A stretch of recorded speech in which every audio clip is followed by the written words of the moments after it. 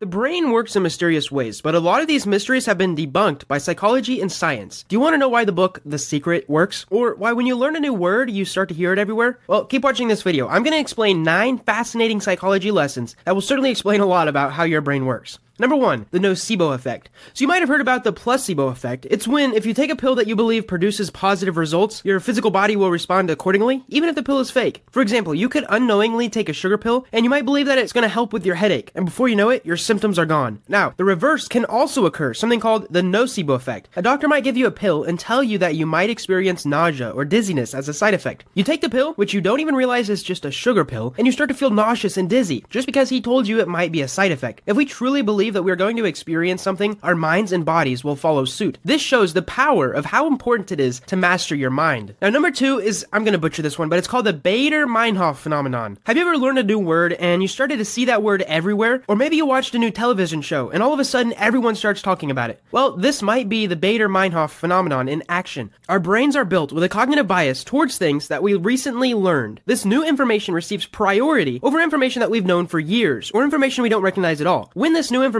is brought to our attention, our brain does this extra work to make sure that we're aware of it and process the information again. In reality, that word that you just learned isn't magically appearing, but now that you recognize it, your brain makes sure that you see it. Number 3 is anchoring. Your friend tells you that they found new shoes for really cheap prices at the store, but when they tell you the price, you realize that you have completely different ideas of what cheap means. How does your brain determine what cheap is in the first place? Well, technically, it's based on something called an anchor. When we first learn information, we tend to reflect back on that initial information once we are faced with a similar situation. If growing up, you lived in a town where gas was $2 per gallon, you will be anchored with the idea that $2 is the price for a gallon of gas. It's a normal price. Now, a station that has gas for $3.50 might seem really expensive to you. And conversely, if you grew up in a town where gas was $5 a gallon, anything below that will seem like a sweet deal. This is why older people usually complain that gas is so high. In reality, you don't mind paying $3 for a gallon. The next lesson is the 80-20 principle. Using the 80-20 principle, also commonly known as the Pareto principle, it is the easiest way to ramp up your productivity. This principle states that 80% of the effects come from 20% of the causes. Now, how does this work in real life? 80% of the money that a business makes will likely come from 20% of the most loyal, high-paying customers. Another example is that 80% of the knowledge you retain comes from only 20% of your study techniques, whether that's note cards or memorization or sample quizzes. And the last example is that 80% of the support that you feel from your community will only be from 20% of your best cheerleaders or friends or support group. Think about this principle as you plan your day or you set your goals for next year. Out of the 5 goals that you want to set, which one will bring you the most fulfillment and the joy? Most likely, it'll also help out with the other 4. Use this principle to focus more on your efforts on one goal to see the best results. Number 5 is the law of attraction. How do you bring positive things into your life? Well, psychology says you just have to think positive thoughts. It's as simple as that according to the law of attraction theory. The law of attraction says that we can manifest whatever we focus our thoughts on. If you focus your thoughts on making money, money-making opportunities will present themselves to you. Now, this is the important part. Money won't manifest, but the opportunity to make money will. You still have to put in the action. You can't just sit on your couch. If you focus your thoughts on meeting wonderful people, you will start to see wonderful people everywhere. You might be thinking it's just one of those wise old mountain guru hippie talk, but in reality, you have something called a reticular activating system in your brain that causes the law of attraction to work. Your brain is overloaded with billions of things every day, and your brain has to choose what is important. So what it does is it offloads the process of finding things to focus on to the reticular activating system. Well, you can tell your reticular activating system that it should be looking for job opportunities, or cute girls, or a way to speed up your business process.